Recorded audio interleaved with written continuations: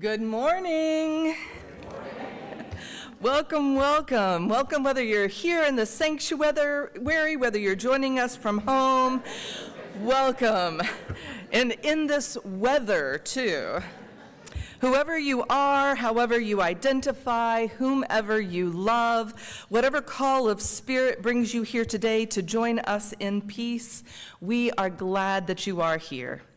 I'm Reverend Audette. I am a middle-aged, white-presenting woman with shoulder-length red hair. I'm wearing a black robe with a stole that was given to me by the congregation. It has stars and the Blue Ridge Mountain on it. And this service, like all our services, is only possible due to the generosity and the talent and the love of so many people. For example, the people who work with our children and youth, the people who welcome you each week and make the coffee and clean up afterwards. Dr. Les and his powerful work finding music that it uplifts us each and every week, right? Simon, who keeps our tech managed and offers gifts like the monthly music documentary evenings, which if you haven't started coming to, you should do that. And folks like Joe Penno, who is our worship associate and who is sharing his gifts even in the midst of a busy life with all of life's demands, right? It's a community effort because we're building community. So in a spirit of gratitude, let us silence our electronic devices, take a few deep breaths together, and settle in to spend a sacred hour together.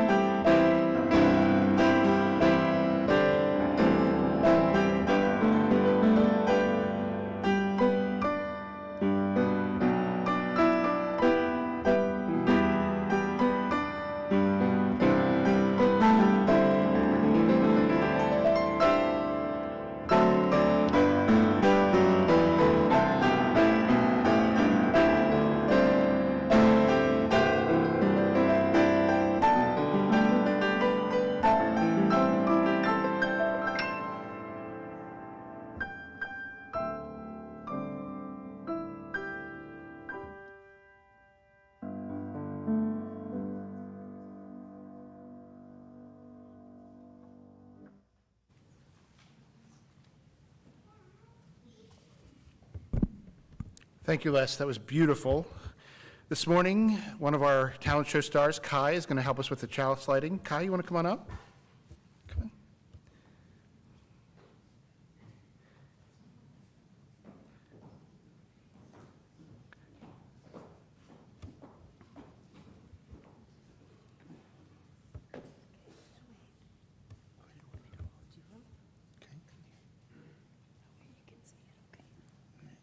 You can go ahead. So the reading are words of Betsy Dar. They've been adapted. May the light of this chalice give light and warmth to our community when we are joyful and when we despair, and may we feel warmth spread from our circle to wider and wider circles until all know they belong to the one circle of life. Please rise in body and spirit and join us in singing our opening hymn, Lean on Me. The words will be on the screen.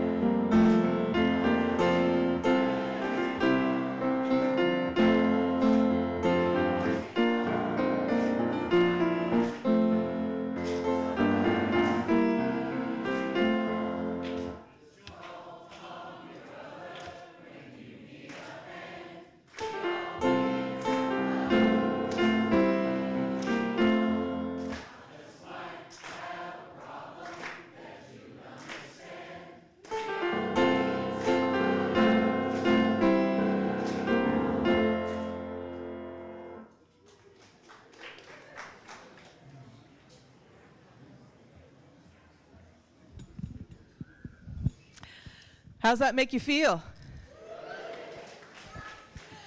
Not good? Oh, I made you feel a little sad. Well, we're going to talk about that, all the feelings. Let's look at this. Oh no. Well, let's give it another minute or two. So take a look at these guys. What do we see here? What do you see from some of these pictures? Just look at the people for a minute. What kind of feelings do you see? Anyone? What do you see? You see mad? You're kind of frightened of that man who looks a little out of control of his mad, doesn't he? What do you see? Be careful, don't poke yourself in the eye. Does anybody see any other feelings? Silly, happy, mad, right, we see a lot of feelings.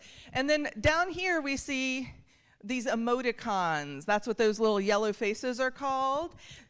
Do we think they do a pretty good job of showing the same feelings? If you think they do do a pretty good job of showing the same emotions, would you raise your hand? Right? We use them pretty regularly. That's a lot. That's most people think they do a pretty good job, right? So let's ask ourselves this. So that scary man here on the end, why do we think he's feeling that way? Who knows? Why do we think he's feeling? He lost his Minecraft hardcore world and it made him furious. He lost his job and maybe somebody was to blame for that. Maybe he thinks he wasn't. Anybody else know why he's mad? He watched the news. Exactly. All right, well, let me try something else. We're going to stick on that same scary guy for a minute. So let's say you were here at church with him. This isn't good behavior for church, so we don't really do this. And you dropped a mug and it broke. And then you saw him doing that. He's over across the room and he's like, what would you be thinking? What would you be thinking? Yeah, run. You would be thinking, oh, he's mad at me about this mug, and it was an accident, right? But then what if you discovered he had his little earphones in and he was talking to somebody who didn't make a delivery, right? You'd laugh at him? You could laugh, right? So one of the things that is true, so we told different stories about why he was mad, but all we actually know is that he looks like this right now, right? He looks like that. In this case, he seems to be pointing. So maybe we look at this boy over here, right? The one that, the kiddo who looks scared. Like maybe we're watching a scary movie and we think, he's scared because of the scary movie, right? But what if he just had a thought about a test that's coming up tomorrow that he forgot about and he's watching a movie, right? We don't know. Hold on, Kai, we're gonna hold on for just a second.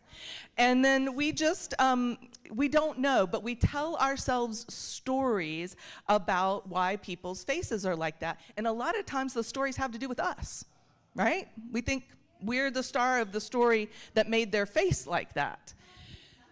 So one of the things I just want us to be thinking about today is what we do know and what we don't know, right? When we see things, whether it's somebody's expression or the story they're telling us, maybe we tell a sad story and we're this lady down here in the middle, right?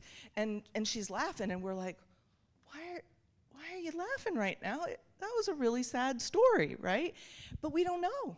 We don't know why she's laughing. Maybe she's not paying any attention to us right now. And she thought of something funny. So that's a little bit of what we're going to be talking about today. But what's going to happen right now is many of us are going to sing and you guys are going to go to your your faith formation classes. If you're new or you're here with somebody who doesn't usually bring you, they should go with you to find out where your class is and where they should pick you up later. But thanks for your time this morning, and we're going to sing as you head to your classes.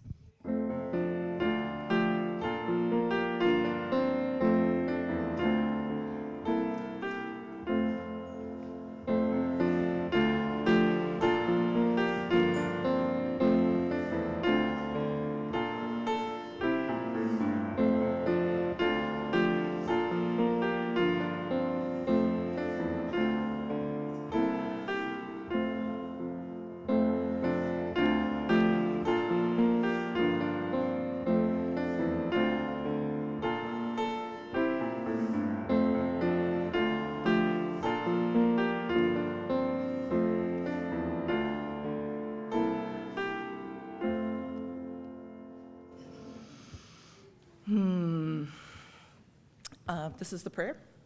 No worries.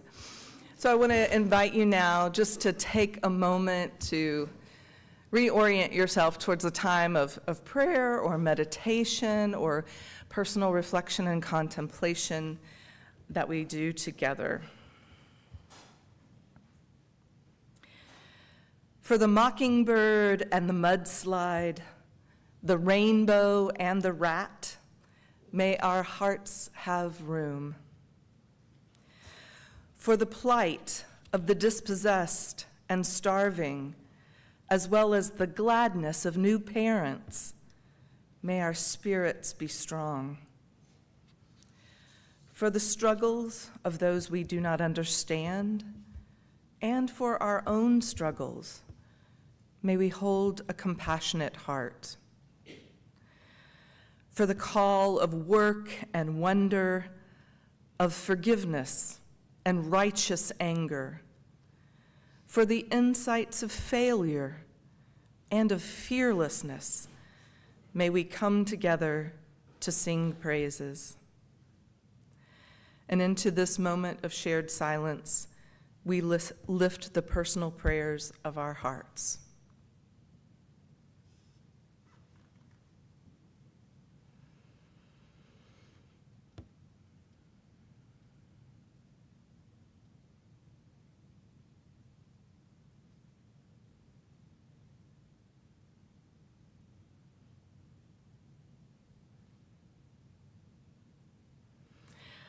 Amen, Ashe, blessed be, Aho. And now's the time in our service for our joys and our sorrows, because we each come to this place, we're carrying so much in our heart. And this is our ritual, our practice, where we sprinkle each of these vessels, we brine it with salt to represent the sorrows, heartaches, hardships, struggles of our personal lives and the life of our community. And then we sprinkle in flowers to represent all the joys and the beauties and the contentments of our lives. And we want to invite you now. There are two bowls here with rocks in them. We're going to place those rocks into vessels. Just a reminder or a slight orientation for those of you who may be new or visiting with us today. What we do is we line up on each side, right? And we come down. We don't need to leave a lot of gaps in between, so you don't have to, for example, stand back at the bowl while somebody's here. You can just kind of come up right after them. And the other piece is that as we go back through the middle, back to our seats, sometimes the lines are long, so please make sure to either ask someone to step out of the way to let you by, or just kind of keep an eye out for those people trying to return to their seats and create a little room for them. There's plenty of room, or enough room, if not plenty. So now we'll have our time of joys and sorrows.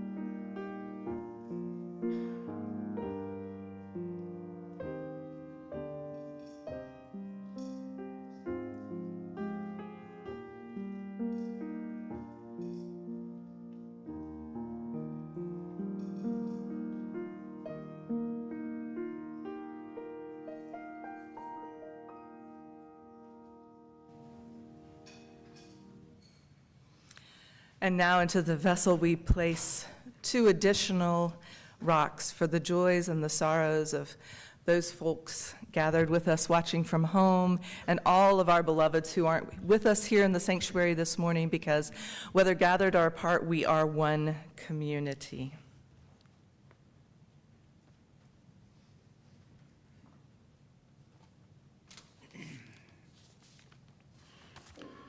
This morning's reading is called Carpe Diem Kombucha by Sunu Chandy, and this poem demonstrates the range of emotions we can show even in the simplest of moments. Options galore, we sat at Kripalu and considered our Saturday afternoon, debating the sauna or the whirlpool or a medium-long hike. We contemplated browsing in the bookstore, laying down for a nap, or walking to see the pond at the far end of the yoga center.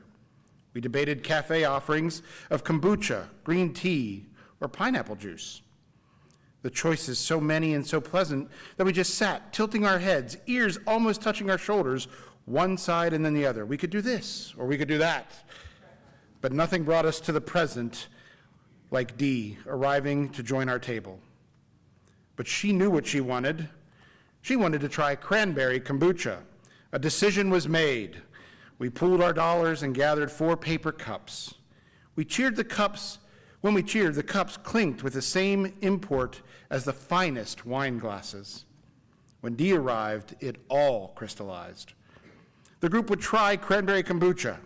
Earlier that morning, we had learned about how Dee chatted up Maya once upon a time while students sat painting on a campus. And when we finally drank it, the taste of the kombucha was as alarming and peaceful as Dee's voice that morning.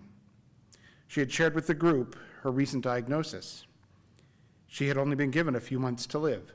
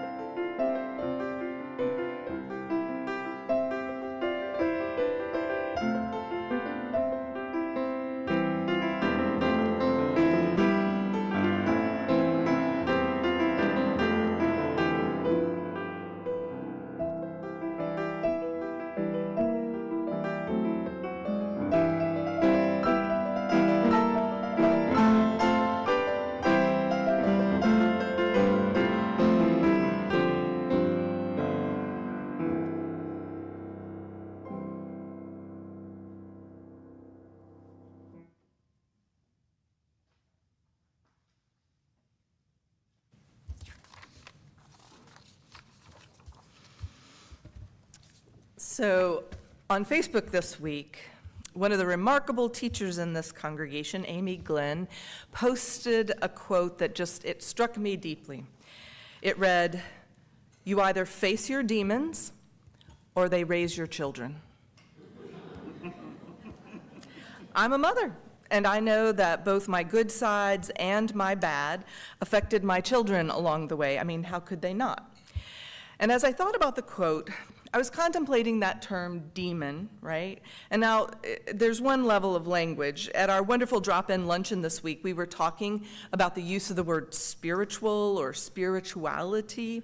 And one thing you do wrestle with a lot is in a place where we have to make a lot of space for one another is in the use of religious language. There are a ton of great sermons on that, but not today. That's not what we're doing today.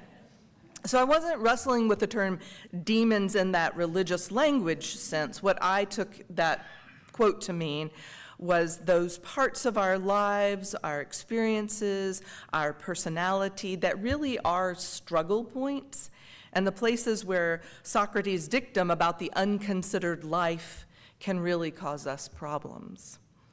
Those untreated kinds of internal pain and suffering that lead us into addiction, abuse, avoidance, even potentially violence, or allowing others to harm us or those that we love.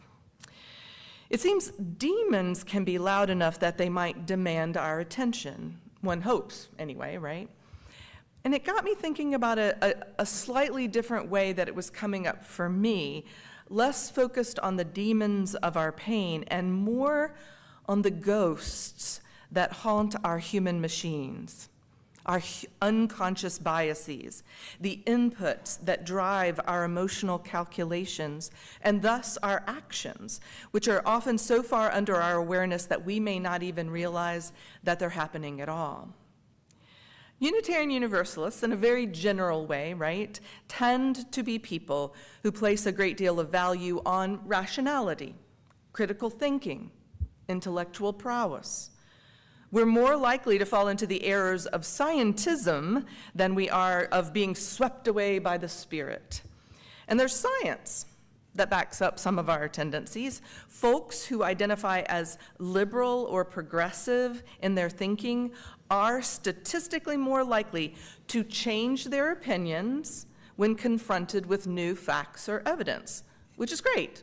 That's how it's supposed to work.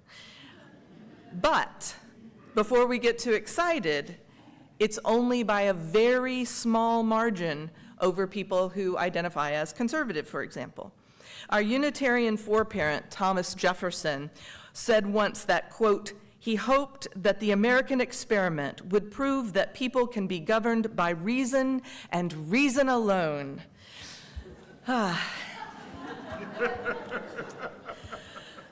I think you already know how that worked out.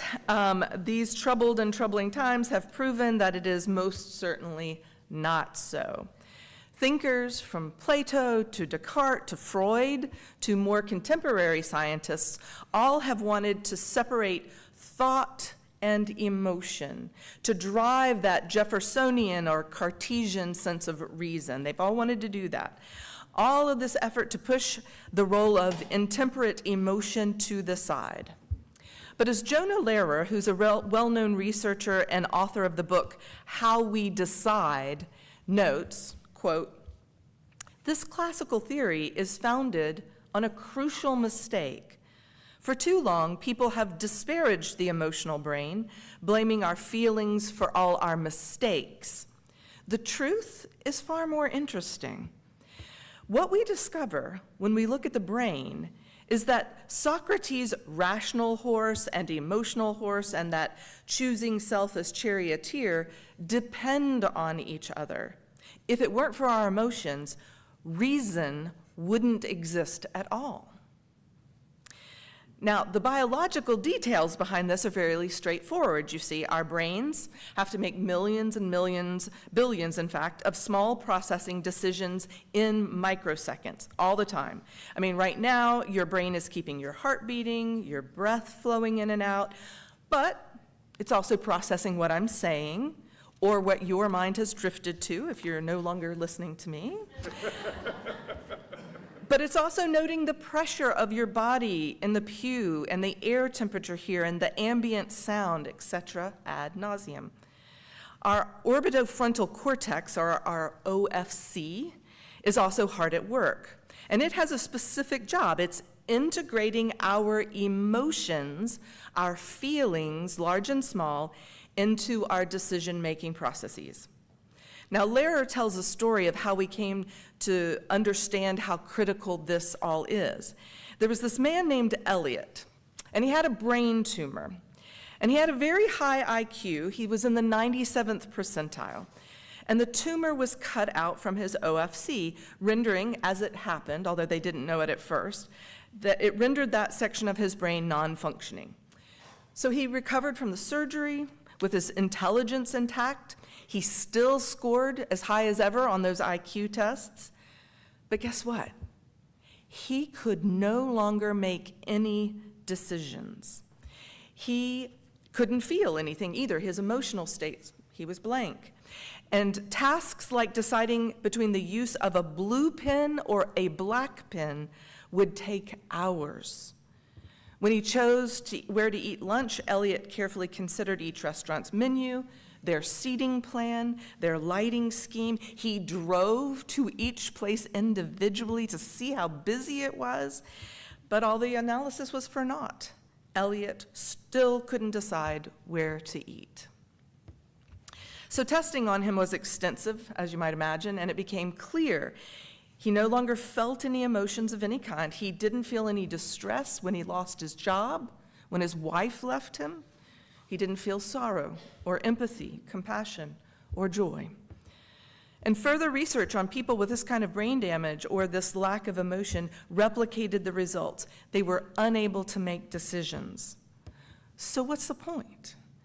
The point is, of course, that we need both the capacity and training to use our rational faculties, but we also need to appreciate that our emotions are a necessary, indeed a vital and integral part of our super processing work that we do in our brains. Great, but back to the ghosts in that processing machine. So much of our emotional state is very difficult to understand and to shape. Most of us have probably experienced some time in our life when our emotions ran away with us. They actually escaped our control, and it didn't usually end very well, I would guess, right? So I would count that maybe a little more in the demons category, but as for ghosts, let's look at these. This is the cognitive bias codex, and all of those tiny little lines that you see in the circle, they are cognitive biases that we have, all of those. And then there are sections, they fall into categories of different kind of biases that we have, like when there's not enough meaning, we have biases. When we need to act fast, we have another huge set of biases. When our brains are trying to decide what to remember, there's yet another set, and I can't remember what's hidden by me. But the point being, there's tons and tons of these cognitive biases. And cognitive bias is a systematic error in thinking that affects how we process information, how we perceive others, and make decisions. It can lead to irrational thoughts or judgments and is often based on our perceptions, our memories, or our individual or social beliefs. So as you can see, there are a lot of them, and each of us falls back on multiple ones each day. Indeed, almost certainly, almost every time we make a decision, we develop a belief, etc. These are the ghosts in the machine of our emotional life, which in turn is a huge portion of our so-called rational decision-making, right? And that's okay, that's okay. Some of the most common biases are in service to processing too much information, because we're always doing that, right? So we have biases that lead us to notice things that, for example, we're already primed to see, like information that we've been exposed to before. Or we're drawn to details that confirm beliefs that we already have, right? That we already believe. Or we notice flaws in others much more quickly than we do notice our own flaws. I mean, even Jesus knew about that one, right? Matthew 7:3, why do you look at the speck of sawdust in your brother's eye and pay no attention to the plank in your own eye, right? When I remember that there's around 60 cognitive biases just when we don't have enough meaning attached to our information, that's the section in blue down here, right? It makes me feel very humble. After all, like most people, I mean, I accidentally assume that I know what other people are thinking, and I subtly feel that my friends and family are better people than other people I don't know. And in one of the most problematic areas of cognitive bias, I may not always recognize when I'm judging people based on stereotypes or generalities, right? So we can't avoid these ghosts in our machines. Even if we tried to slow it all down to do that, we'd be incapacitated on the emotional side, much in the same way Elliot was when he no longer had emotions to help guide him. We'd be bogged down in endless rumination over our feeling states, and we'd be equally paralyzed. So we all do emotional calculus all the time. We feel a certain way about a path forward, our gut check, right? And we choose it. And then if called upon later to tell why we chose that thing, we rationalize it. We rationalize what we chose. That is the human way.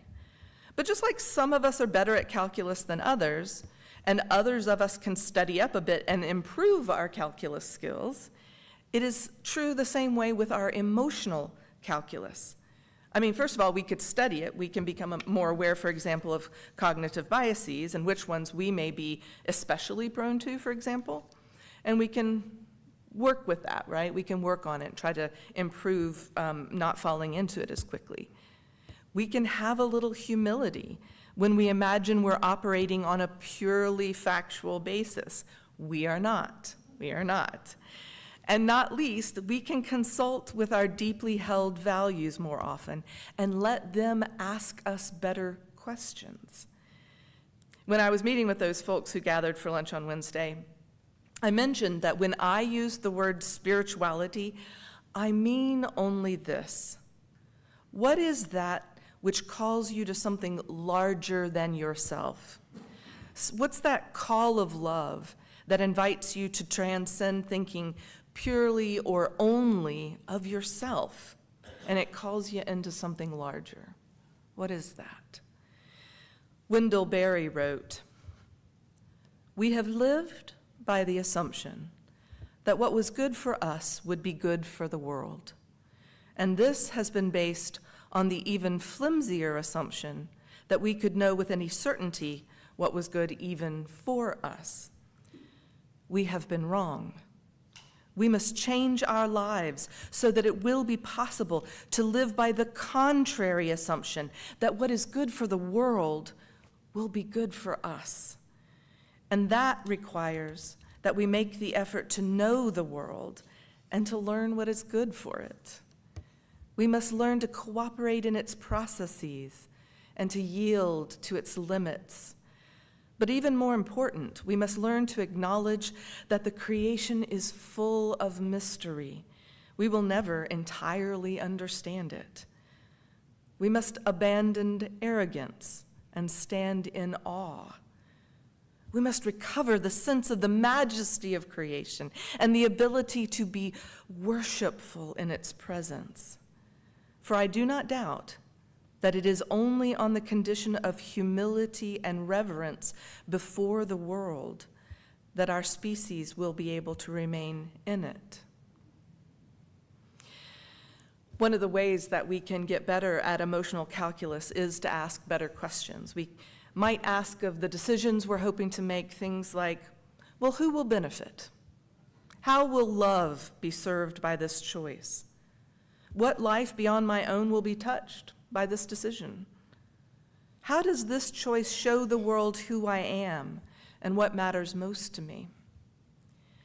In busy days, it is all too easy to let our emotional calculus fall below the level of our awareness, right? To let our cognitive biases rise up and help us with the shortcuts that they're designed to help us with. It saves us energy, it saves us intellectual bandwidth, and yet One of the greatest tonics to a sense of overwhelm, a sense of lack of control in dangerous times, and a threat of meaninglessness is to slow down and think things through more often, to take time with our thoughts and our actions, to bring our full attention to them, to apply our values and adjust our expectations, and as Barry suggested, to look again at life with a condition of humility and reverence that may allow us to continue on in it.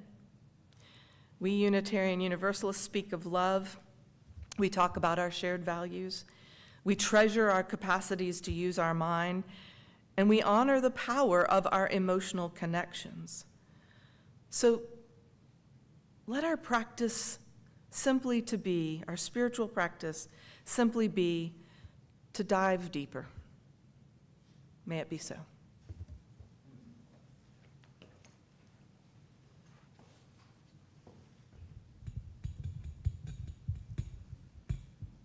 We're going to sing in a minute, but first I want to alert you to the fact that very soon we're going to begin learning some new hymns.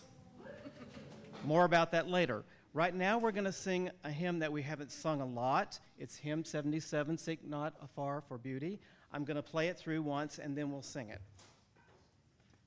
Please rise.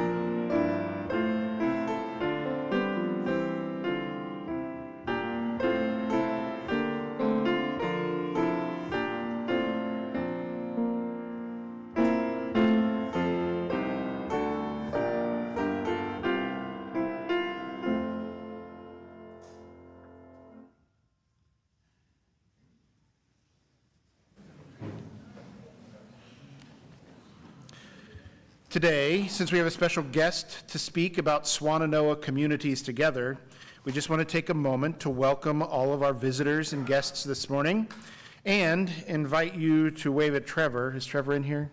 Trevor? Well, I'll help you find him. If you find me, I'll help you find Trevor outside. He's our connections coordinator who would love to meet with you after the service, especially if you have any questions. And join us in Sandberg Hall at the welcome table, where we'd love to chat and have lots of helpful information for you. And don't forget to read the e-news, the full e-news each Thursday, where all of the information about our many events lives. If you're not receiving our e-news, just... Oh, there's Trevor. That's okay. We appreciate that. That's Trevor. So we also wanted to encourage you to read the full e-news each Thursday, where all the information of our events lives. If you're not getting that e-news, just email us at information@uuasheville.org and we'll get you connected.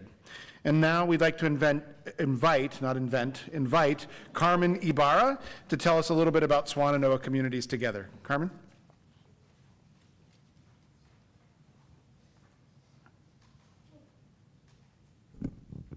Good morning. So, like you said, my name is Carmen. I'm from Swannanoa Communities Together, and I just want to thank you for giving me a few moments to talk about what we do and explain a little bit about our organization. I'm going to have to read the mission statement because as much as I want, I can't seem to memorize it. So we are Swannanoa Valley community members who support each other, care for each other, and share resources. We build community, advocate, and organize for Swannanoa's future to be built by all of us, for all of us. And as I would assume all of you know, Swannanoa was one of the hardest hit communities with Storm Helene, and in the beginning, we could see that this would be a much longer road for us. And so we came together and created Swannanoa Communities Together to help our community members and be able to be a place where people could come together. Our community center is open 5 days a week from 8:30 to 6:30. We have a really comfortable living space. People say, you know, they come in and it feels like home, and people can use Wi-Fi, have tea, you know, just have this experience that feels much more like family than it does being a number on an application. And that's really important to us, I think, that people are treated with dignity and respect and like people working together as opposed to coming in for a financial need. We do offer financial assistance in various things. The biggest need seems to be rental assistance and utilities. We also offer assistance with transportation needs, medication, and we're seeing more and more mortgage assistance. And then for a lot of people who lost their homes, we've helped them secure homes as well. And basically, you know, if you've lost your home, you need sometimes living expenses or household goods. There's a number of ways that we're able to assist people financially. We also have a community cupboard, in that we have 2 fridges, and there's usually stuff in each of them, fresh produce we get delivered every week. There's pantry items and toiletries, so people could come weekly to get what they need. Some people are able to get everything that they need in a week, and some people get some of it and then are able to go elsewhere for the things that they aren't able to get. It would be really lovely for me to come up here and tell you all that we're doing great and everything has, you know, we've overcome the storm, but in this last month, July, we saw more people than we've seen in any month since we've been recording. The need is great, and I think what has happened is, you know, the people who didn't have safety nets at first have been struggling this whole time, but if you had a safety net, it's grown thinner and thinner. So we're seeing more people with more needs, and we're grateful that, we're grateful that there's a place, you know, for people to come and for us to be able to come together to help and be of service to others. Let me pull up my notes. So, like I said, we are very focused on being a community-driven center and offering assistance without judgment, treating people with the respect and dignity that every single human deserves. Very low barrier in our application. Oh, thank you. So we really don't ask a whole lot other than what's required for us, and for us to keep data and impact reports for our funders. I just want to thank you all for the time and attention. Thank you for listening, and thank you for caring. I invite you all to come and join us, come have some tea, and come check us out. Thank you all so much.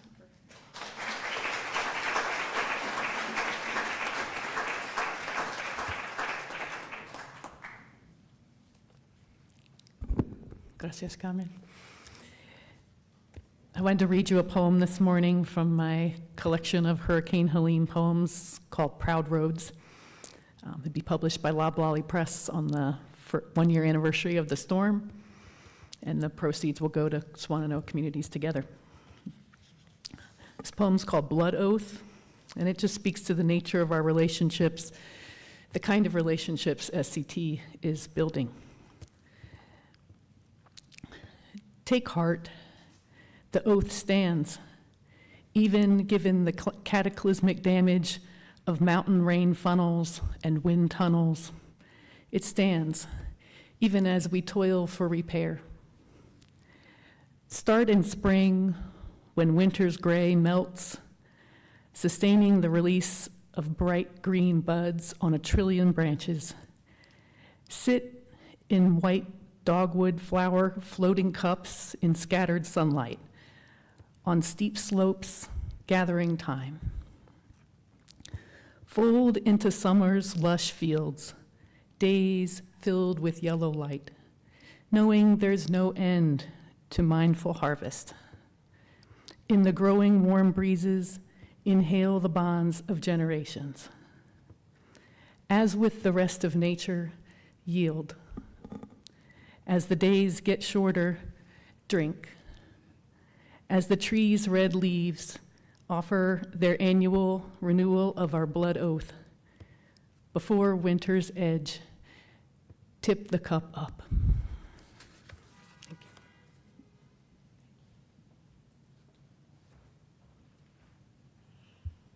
Thank you, Kelly. Thank you, Carmen. And now the offering will be greatly received. Gratefully received.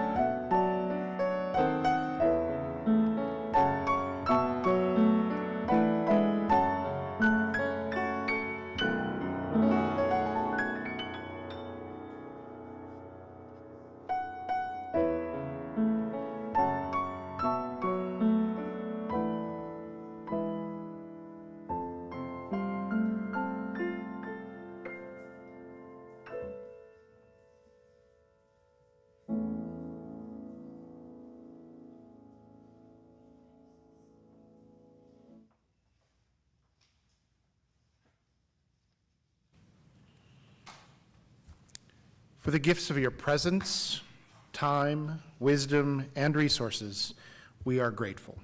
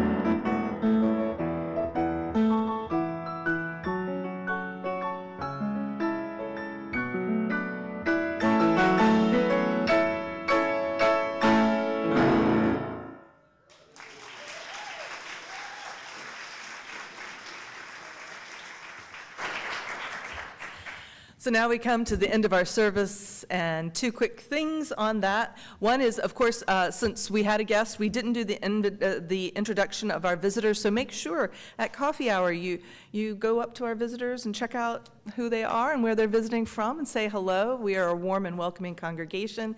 Make some new friends today. And also, if you'd like the address or other information about Swannanoa Communities Together, be sure to check in with Carmen after the service, and that information will also be in future e-newses and things like that.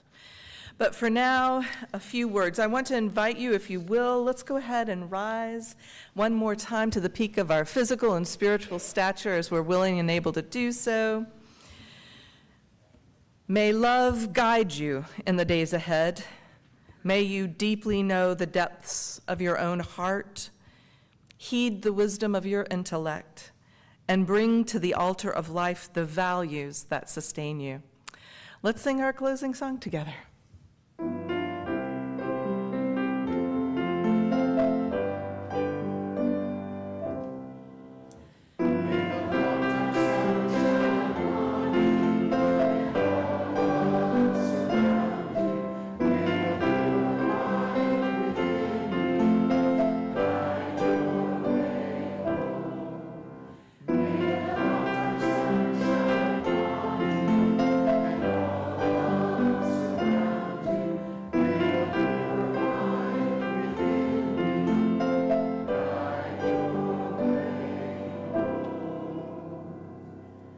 Let's go have coffee.